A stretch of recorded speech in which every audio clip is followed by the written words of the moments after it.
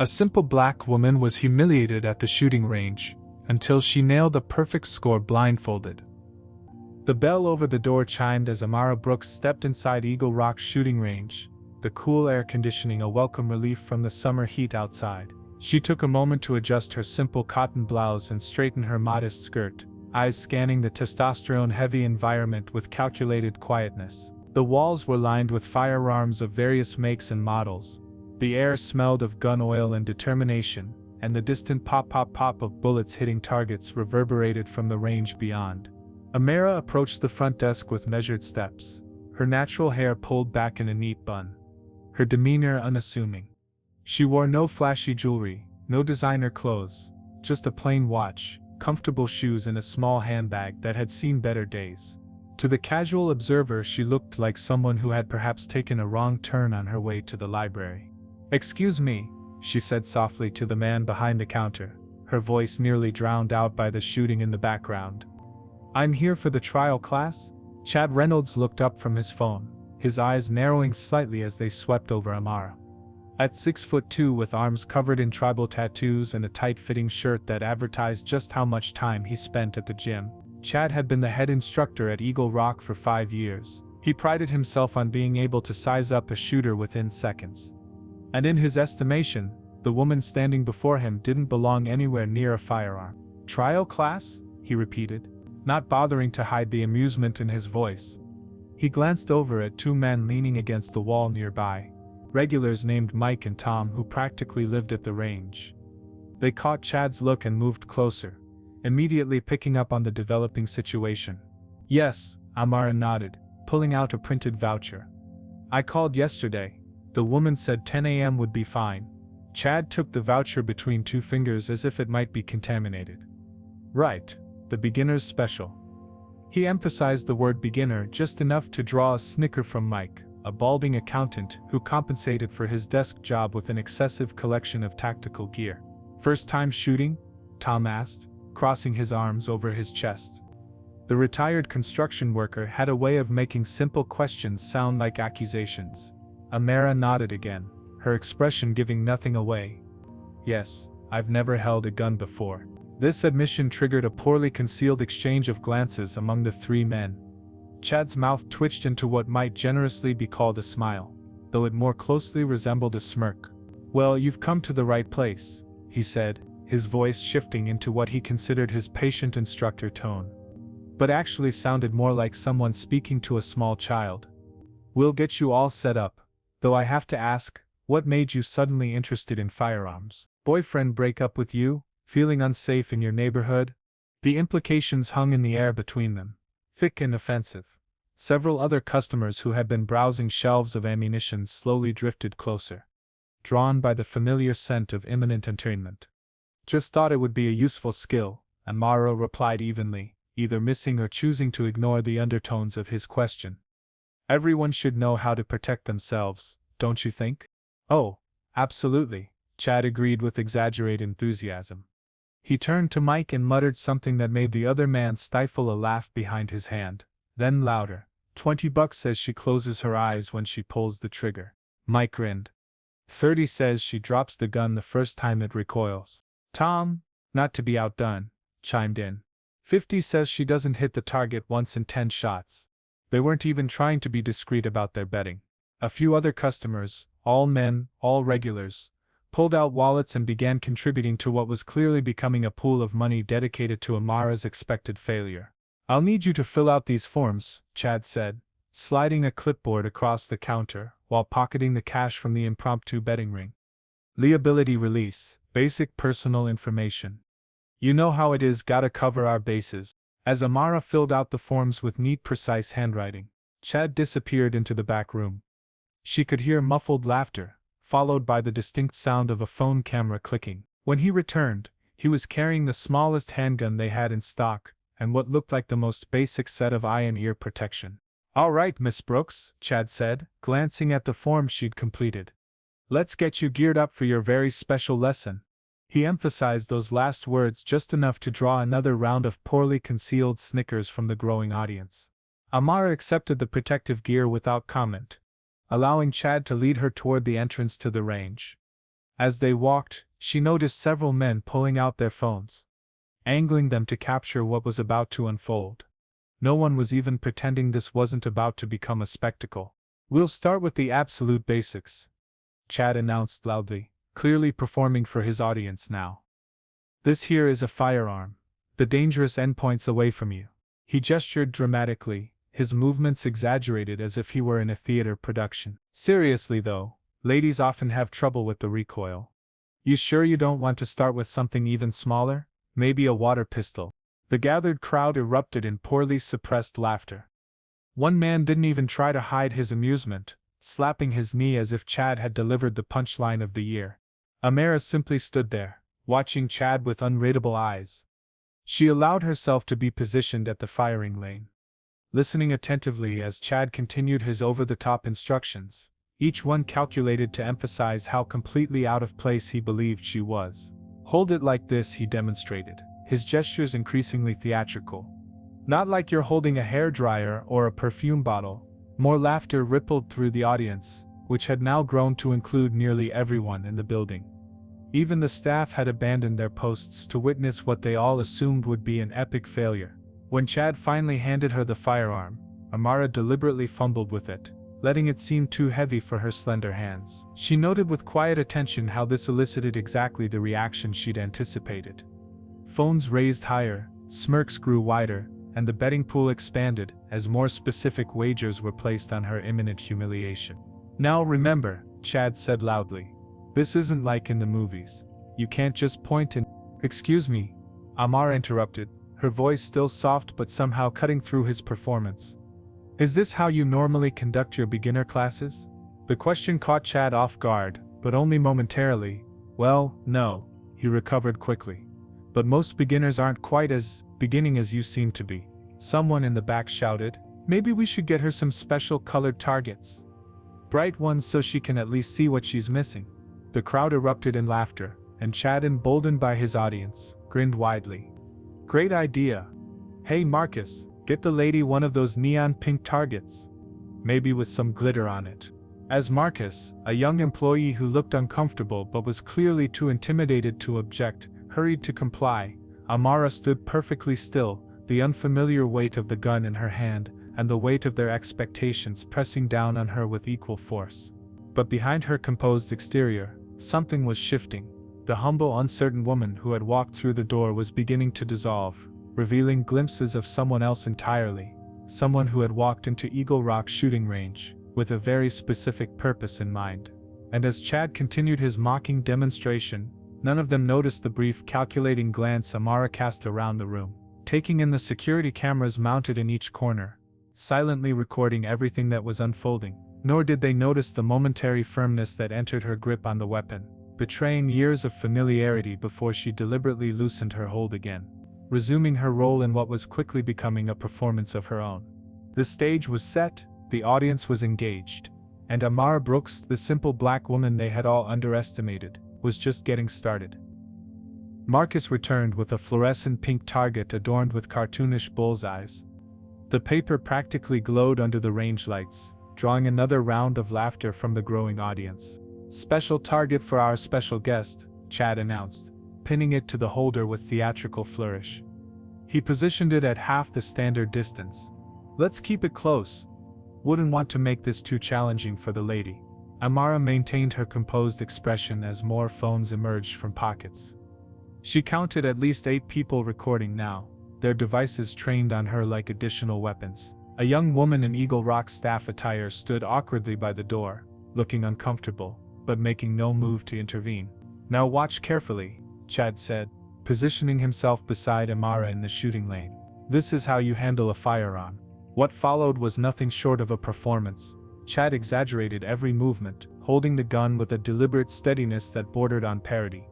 He fired a single shot, hitting the center of the target, then turned to his audience with a bow. "See? Nothing to it."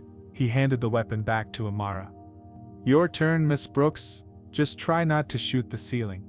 Or yourself." This drew another round of chuckles from the crowd. Amara accepted the firearm with intentionally tentative hands. She allowed her wrist to tremble slightly as she raised it, playing perfectly into their expectations. "No, No, no, Chad interrupted, his voice loud enough to carry throughout the entire range. You're holding it like it's a teacup at your grandma's house. He moved behind her, positioning her arms with unnecessary physical contact that lingered just long enough to be inappropriate. Bet she's never even seen a gun outside of TV, someone called from the crowd. Probably thinks it shoots rainbows. The comment inspired a chain reaction of increasingly offensive remarks. Maybe we should give her a pillow to fall back on when the recoil knocks her over. $10, says she screams like a little girl at the first shot. Amara kept her eyes forward, focusing on the garish pink target as Chad continued his instruction, each demonstration growing more ridiculous. He pantomimed an exaggerated shooting stance with his legs spread dramatically wide, his posture contorted into what looked like a bad imitation of an action movie poster. This is how the professionals do it, he declared, drawing more laughter. Tom stepped forward, phone recording steadily. This is gold. My buddies at the gun club won't believe this. Gonna call this video City Girl's First Gun Epic Fail. Chad's performance reached new heights as he demonstrated loading techniques with slow, patronizing movements. The bullets go in this end, he explained, speaking as if addressing a kindergartner. Not in your purse for later. As the laughter swelled, several more customers entered the range, drawn by the commotion. The newcomers were quickly briefed on the situation, and within seconds their phones joined the documentation effort. Amara fumbled with the earmuffs, deliberately putting them on incorrectly until Chad corrected her with an exasperated sigh that delighted his audience. Maybe we should start with something simpler, Mike suggested loudly, like teaching her which end the bullet comes out of. Chad seized on this immediately. Excellent point. Ms. Brooks, this is called the barrel, he said, pointing with exaggerated clarity. The bullets travel through here. It's very important that you keep this end pointed downrange and not at your pretty little head. The mockery crescendoed as Chad guided her into position, his instructions becoming increasingly condescending. Stand like you've got some confidence, even if you're just pretending. Feet shoulder width apart. You do know what shoulder width means, right? Amara allowed herself to look overwhelmed, her fingers deliberately awkward on the trigger guard.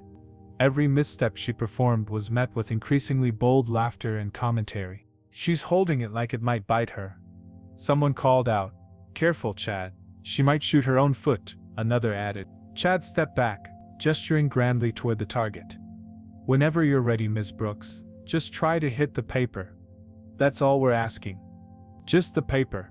The room fell into an anticipatory hush, cameras focused and ready to capture her expected failure. Amara took a deep breath, appearing to steel herself, and raised the gun with visible hesitation. Then came the moment that pushed the mockery beyond simple rudeness into outright racism. "Hey," called a voice from the back, "shouldn't we get her some special colored targets? You know, so she can at least hit something that looks familiar?" The comment hung in the air for a moment, before Chad, riding the wave of his audience's approval, responded with a grin. "What? Like a target shaped like fried chicken or watermelon?"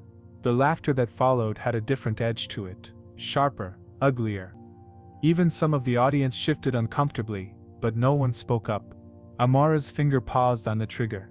She lowered the gun slightly, turning to look directly at Chad. For the briefest moment, something flickered across her features, a flash of something cold and calculating that vanished so quickly, Chad would later wonder if he'd imagined it. "Is there a problem?" he asked, his smirk unwavering. "No," Amara replied, her voice suddenly steadier than it had been all morning. "No problem at all, but I was wondering." "Yes," Chad prompted, crossing his arms across his chest. "How confident are you in your teaching abilities?" she asked. The question caught him off guard. "What do you mean?"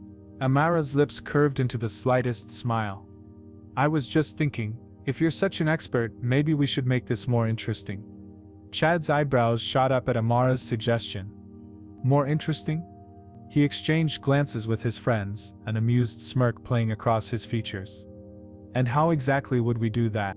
Amara's demeanor had subtly shifted.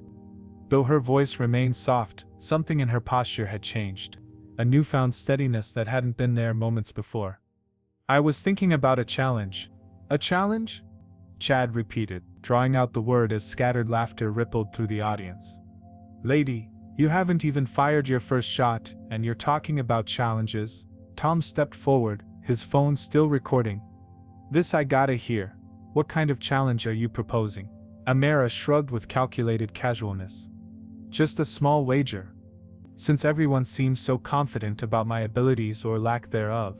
The crowd leaned in, intrigued by this unexpected turn. Money was already being exchanged in the impromptu betting pool, and the prospect of raising the stakes appealed to them. All right, Chad said, crossing his arms. What did you have in mind? Before Amara could respond, one of the regulars called out from the back, Hell, you couldn't hit the target blindfolded even if it was 6 feet wide. The room erupted in laughter again, but it died down when Amara nodded thoughtfully. Blindfolded, she repeated, as if testing the idea. Yes, that sounds fair. A confused silence fell over the room. Wait, what? Chad's confident smirk faltered for the first time. You want to shoot, blindfolded? Since I'm going to miss anyway. Amara reasoned, her voice carrying a hint of challenge now. What difference does it make? Unless you're concerned I might surprise you. Mike snorted. Lady, you'd have a better chance of winning the lottery while being struck by lightning. Then you have nothing to lose, Amara replied simply. She reached into her modest handbag and withdrew a small wallet. Opening it, she pulled out 5 crisp $100 bills. $500 says I can hit the bullseye blindfolded. The crowd erupted in astonished murmurs. No one had expected this turn of events, least of all Chad, whose eyes were now fixed on the money. You're serious? He asked, his voice caught between amusement and disbelief. Completely, Amara placed the money on the counter beside them. Unless, of course, you're not confident in your assessment of my abilities. Pride and greed warred visibly on Chad's face. The chance to humiliate her further while taking her money was too tempting to resist. You're on, he declared, matching her 500 with bills from the register. But I pick the blindfold. Of course, Amara agreed. Chad disappeared into the back room, returning moments later with a thick black cloth. No cheating, he announced, making a show of folding it several times to ensure complete opacity. The crowd had grown silent, all eyes riveted on the unfolding scene. Someone whispered, Is she crazy? Another responded, Easiest money Chad's ever made. Chad approached Amara with the blindfold, circling behind her with theatrical flair. Last chance to back out, he offered, his voice heavy with mock concern. I'm ready, Amara replied simply. With a dramatic flourish, Chad secured the blindfold around her eyes, tying it tightly at the back of her head. He waved a hand in front of her face to verify she couldn't see, then stepped back with a triumphant grin. Ladies and gentlemen, he announced as if hosting a circus act, witness the most misguided confidence in shooting range history. Someone dimmed the lights slightly to accentuate the drama, while others positioned themselves for the best recording angle. The atmosphere had transformed from simple mockery to something approaching a spectator sport. Amara stood motionless for a moment, blindfolded and seemingly vulnerable. Then, with a fluidity that caught everyone by surprise, she raised the firearm. Gone was the fumbling uncertainty, replaced by a posture that spoke of absolute control. Her breathing slowed visibly. Her stance shifted, feet planted firmly, shoulders squared, arms extended with practiced precision. This wasn't the same woman who had appeared so awkward minutes earlier. The crowd fell into stunned silence. Chad's smirk began to fade. Whenever you're ready, he said, his voice betraying the first hint of uncertainty. Without hesitation, Amara fired. The sharp crack echoed through the range. Perfect bullseye. Before anyone could react, she fired again, and again, and again. 6 shots in rapid succession, each finding the center of the target with unerring precision.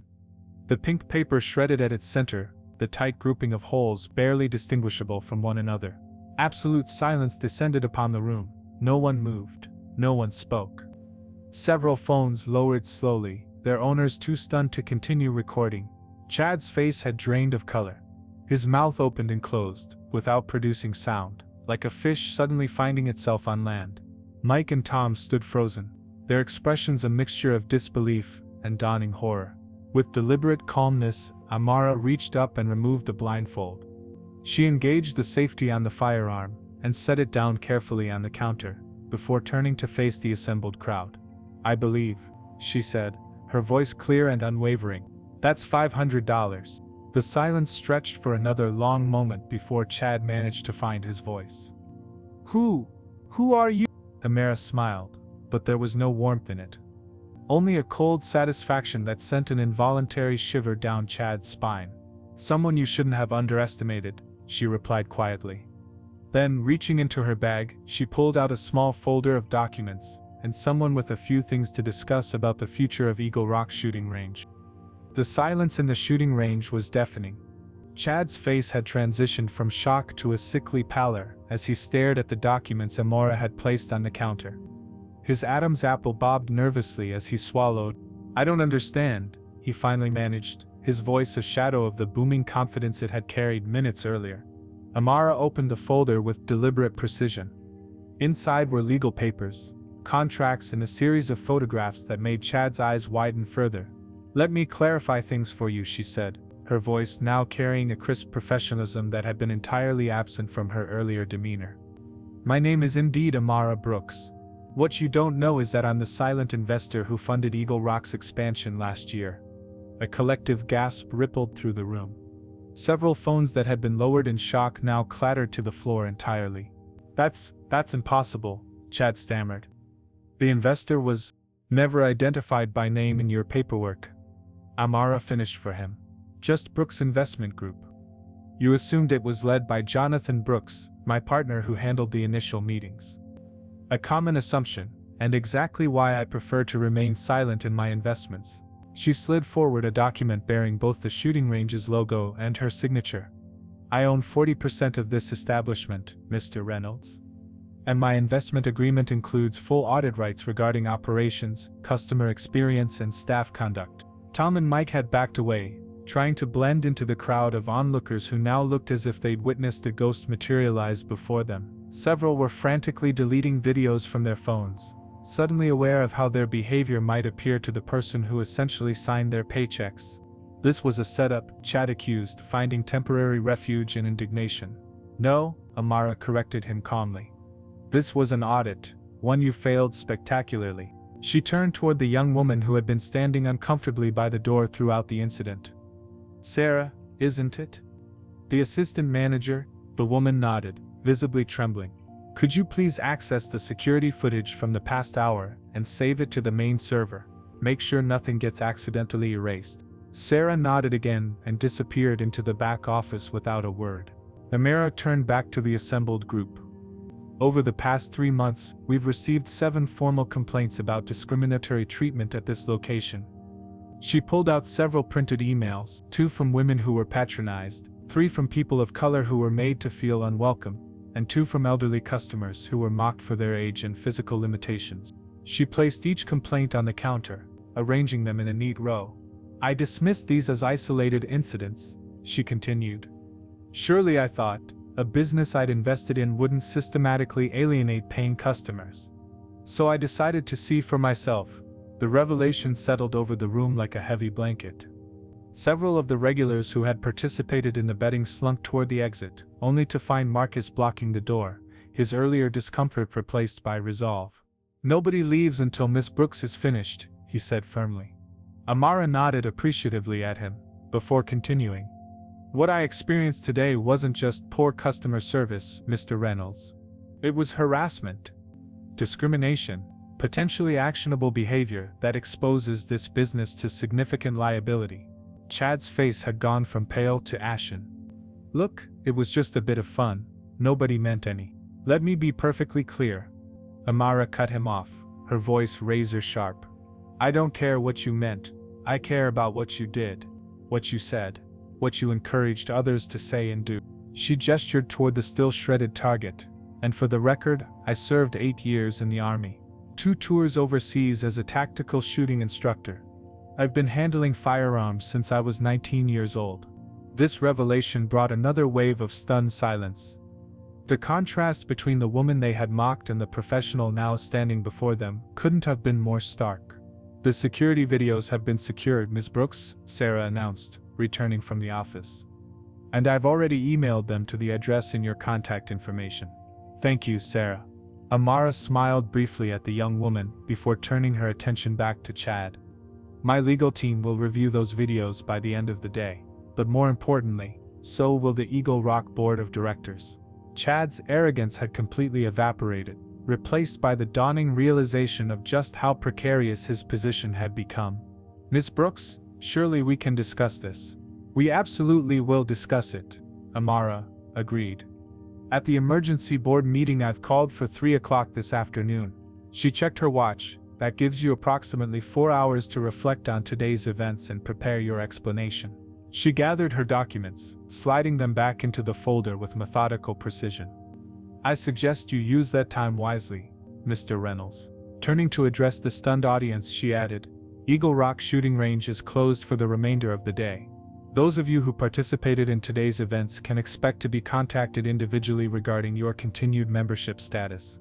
As her words sank in, Mike finally found his voice. You can't just ban paying customers. Amara's eyes narrowed slightly. Actually, according to Section 8.3 of the membership agreement you signed, Eagle Rock reserves the right to revoke privileges for violations of the Code of Conduct. Harassment and discrimination are explicitly listed in Section 2.1 of that code. Mike fell silent, his face flushing with humiliation. Amara picked up her handbag, along with the $1,000 still sitting on the counter. I'll see you at 3, Mr. Reynolds. Don't be late. As she walked toward the door, the crowd parted before her like water, faces averted in shame, but at the threshold, she paused and turned back. One more thing, she said, her voice carrying easily through the silent room. That investment I made last year, 20% of it was specifically earmarked for community outreach and diversity initiatives. Initiatives that, according to the quarterly reports, haven't materialized. She fixed Chad with a final pointed stare.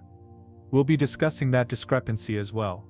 With those words, Amara Brooks stepped out into the sunlight, leaving behind a shooting range filled with people who had just learned a valuable lesson about judging books by their covers, and a man whose career now hung by the thinnest of threads. At exactly 3 o'clock, the conference room at Eagle Rock Shooting Range filled with an unusual assembly. The board members, 3 middle-aged men in business casual attire, sat on one side of the long table, their expressions grave. Sarah, the assistant manager, occupied a chair in the corner, notebook open, ready to document the proceedings. Chad sat alone on the opposite side, his usual confident posture replaced by a nervous hunch, his eyes darting between faces as if searching for an ally. When Amara entered, accompanied by a sharp-dressed woman carrying a leather portfolio, the room fell into complete silence. Thank you all for assembling on such short notice, Amara began, her tone measured and professional. This is Elaine Watson, legal counsel for Brooks Investment Group. Elaine nodded curtly as she distributed folders to each board member. These contain printouts of the incidents Ms. Brooks witnessed today, along with timestamps corresponding to the security footage that's been preserved. The board members flipped through the documents, their expressions darkening as they reviewed the contents. Jonathan Peters, the chairman, removed his glasses and pinched the bridge of his nose. I've also included, Amara continued, copies of the 7 formal complaints received over the past 3 months, which I referenced earlier. Each describes incidents disturbingly similar to what I experienced personally. Chad shifted uncomfortably in his seat. Ms. Brooks, if I could just explain. Mr. Reynolds, Jonathan interrupted, his voice heavy with disappointment. I suggest you remain silent while we review these materials. The next 15 minutes passed in tense silence as the board members examined the evidence. Occasionally, one would shake his head or exchange a troubled glance with a colleague. Chad's complexion grew increasingly pallid. Finally, Jonathan closed his folder and looked directly at Amara. On behalf of the board, Miss Brooks, I want to express our profound apologies for your experience today. This is not what Eagle Rock stands for, or at least not what it's supposed to stand for. Apologies are appreciated, Amara replied, but what I'm more interested in is action. Jonathan nodded grimly. Understood. He turned to Chad. Mr. Reynolds, effective immediately, you are suspended without pay pending a full investigation into these incidents. Suspended? Chad protested, his voice rising. Based on one visit from someone who deliberately set me up? Based, Jonathan corrected firmly, on multiple documented complaints, corroborating security footage, and the direct observation of a principal investor. An investor whose capital allowed you to receive that substantial bonus last quarter, I might add. Chad's mouth snapped shut. Furthermore, Jonathan continued, the investigation will extend beyond your personal conduct to review our overall culture and practices. If these attitudes are as pervasive as they appear, more significant changes may be necessary. Amara leaned forward slightly.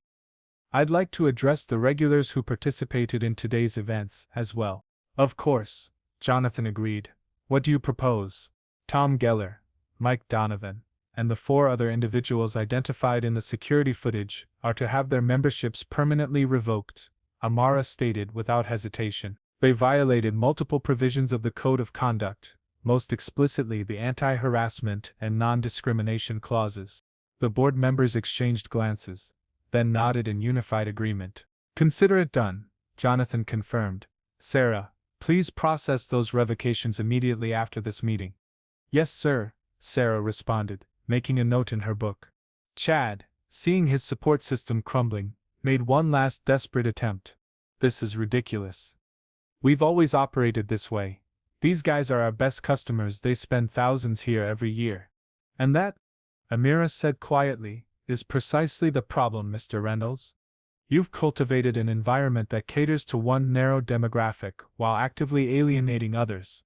From a business perspective alone, it's remarkably short-sighted. She opened her own folder and extracted a spreadsheet. According to industry data, women and people of color represent the fastest-growing segments of new firearm owners and shooting enthusiasts. Yet Eagle Rock's customer base remains 93% white male, with minimal growth in new memberships over the past 2 years. The board members leaned forward, suddenly more interested. Business metrics spoke a language they all understood. Which brings me to the final matter, Amara continued. Last year's investment included specific provisions for diversity and inclusion initiatives. Programs that were meant to expand your customer base and create a more welcoming environment for all shooters. Her gaze swept the room. Programs that, according to every financial report I've reviewed, never materialized. There were implementation challenges, one board member offered weakly. There was neglect, Amara corrected. Willful negligence of contractual obligations. Under normal circumstances, that would constitute a breach of our investment agreement. The temperature in the room seemed to drop several degrees. However, she continued, I'm willing to consider this an opportunity rather than simply a failure.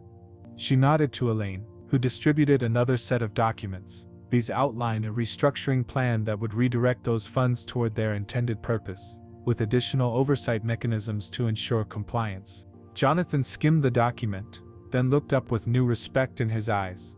This is quite comprehensive. I believe in second chances, Mr. Peters. But I also believe in accountability. Amara's voice carried the quiet authority of someone accustomed to being heard. My investment in Eagle Rock was never just about financial returns. It was about creating opportunities in communities that have historically been excluded from spaces like this. She stood smoothing her modest skirt in a gesture reminiscent of her earlier unassuming demeanor. The board has 24 hours to review and accept these terms. Otherwise, Brooks Investment Group will exercise its option to liquidate its position, which would necessitate selling this facility. The implied threat hung in the air like gun smoke. Everyone present understood that finding another investor in the current market would be nearly impossible. We'll have our response by morning, Jonathan assured her. Amara nodded, gathering her materials. I look forward to it. She paused at the door, glancing back at Chad, who sat frozen in humiliation. Mr. Reynolds, I suggest you use your suspension to reflect on the difference between being a skilled marksman and being a professional instructor. Only one of those qualities is truly rare, and it isn't the one you've been relying on. With those parting words, she exited the room, leaving behind a group of men confronting not just their prejudices, but the business consequences of allowing those prejudices to dictate their company's culture. 6 weeks later, Amara stood at the entrance of Eagle Rock shooting range, surveying the transformation with quiet satisfaction. The building hadn't changed. The same brick exterior, the same glass doors, but everything else had. A new sign hung prominently beside the entrance, "All skilled shooters welcome." Alongside a freshly designed logo featuring diverse silhouettes, inside the walls displayed photographs of shooting champions from various backgrounds. Men and women, young and old, representing multiple ethnicities and abilities. including a Paralympic shooting medalist in her wheelchair. The most significant changes, however, weren't visible on the walls but in the atmosphere. "Good morning, Miss Brooks," called Marcus, now wearing a manager's badge. After the incident, his courage in blocking the door and supporting Amara had earned him a well-deserved promotion when the staff was restructured. "Morning, Marcus. How's enrollment for the new programs?" Amara asked, signing the visitor log. Marcus beamed. "The women's introductory course is full with a waiting list. The youth safety program has 27 students registered, and the veterans therapeutic shooting group starts next week, already at capacity." The front door chimed, and a group of 5 women entered, looking slightly apprehensive but determined. Sarah, who had been promoted to community outreach coordinator, greeted them warmly. "Welcome to Eagle Rock's Women in Shooting program," she said, distributing information packets. "We'll start with basic safety principles, then move to proper stance and grip technique." Sarah caught Amara's eye and gave her a grateful nod. Since the changes had been implemented, Sarah had flourished in her new role, finally able to create the inclusive environment she'd always believed in but had been powerless to establish under the previous management. Amara moved through the facility, noting with approval the diverse clientele practicing at various stations. A retired black police officer was patiently instructing an elderly couple on proper stance. A young Latino woman was adjusting her protective gear, preparing for her certification exam. At the main counter, Jonathan Peters was reviewing inventory with a new supplier who specialized in equipment designed for smaller hands and different body types, an expansion aimed at making shooting more accessible to women and younger shooters. "Amara," Jonathan greeted her, extending his hand, just in time for the board meeting. "How are the numbers looking?" she asked as they walked toward the conference room. Jonathan smiled, a genuine expression that reached his eyes. "Membership is up 28% since reopening. Revenue has increased by nearly 35%, with the new programs driving most of that growth. And the community feedback? Overwhelmingly positive. The local paper is running a feature next week on our veterans program. 3 community colleges have inquired about establishing formal partnerships for their criminal justice students." He paused, his expression growing serious. "I have to admit, I was skeptical when you first proposed these changes. I thought we'd lose our core customer base." "And have you?" Amara asked, though she already knew the answer. Jonathan shook his head. "We've retained 90% of them. The ones who left were mostly Tom and Mike's crowd. The ones who came for the atmosphere more than the shooting itself." He opened the conference room door. "Turns out most serious enthusiasts care more about quality instruction and facilities than about who's standing at the lane next to them."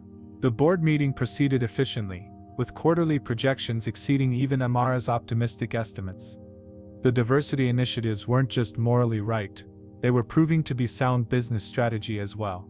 As the meeting concluded, Amara remained behind, watching through the window as the women's class assembled on the range.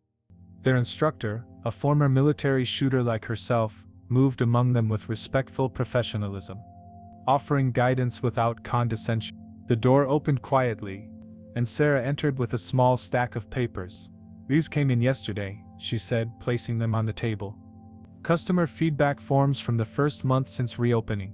Amara leafed through them, noting the overwhelmingly positive comments. One in particular caught her eye, a note from a black teenage girl who had attended the youth safety program. "Before Eagle Rock, I never thought shooting sports were for people like me. Now I'm practicing for the junior state championships. Thank you for making space for everyone." Sarah watched as Amara read the note. "That's Keisha. She's got natural talent, best sight alignment I've seen in a beginner. Her mother told me she's considering a career in law enforcement now." Amara smiled, remembering her own introduction to shooting, the obstacles she'd faced, the discrimination she'd overcome. How different it might have been with a place like the new Eagle Rock to welcome her. "There's something else," Sarah added hesitantly. "Chad called yesterday." Amara raised an eyebrow. "Oh?" "He's completed the sensitivity training program, and the advanced instructional certification you recommended. He's asking if he could be considered for one of the part-time positions." Sarah paused. "He said the past 6 weeks have been educational." "Did he, now?" Amara considered this. "Tell him he can submit a formal application. No promises, but we'll review it like any other." Sarah nodded and departed, leaving Amara alone with her thoughts. She moved to the large window overlooking the range floor, now busy with a diverse mix of shooters practicing their skills. The transformation went beyond the new signage and programs. It was visible in the respectful interactions, the careful attention instructors gave to each student regardless of appearance or background, the atmosphere of serious focus rather than insider camaraderie built on exclusion. Amara's phone buzzed with a notification, another shooting range in a neighboring state, inquiring about implementing similar diversity initiatives after hearing about Eagle Rock's success. 6 weeks ago, she had walked into this building pretending to be someone she wasn't, only to find herself confronting the very barriers she'd spent her career trying to dismantle. Now she stood as a visible board member, her expertise acknowledged, her vision for inclusive excellence becoming reality. As she watched a young woman hit her first bullseye and receive high fives from her fellow shooters, Amara smiled. Some targets were harder to hit than others, but with the right aim and enough persistence, even the most entrenched barriers could eventually fall. And unlike that day 6 weeks ago, she no longer needed a blindfold to see the future she was helping to create.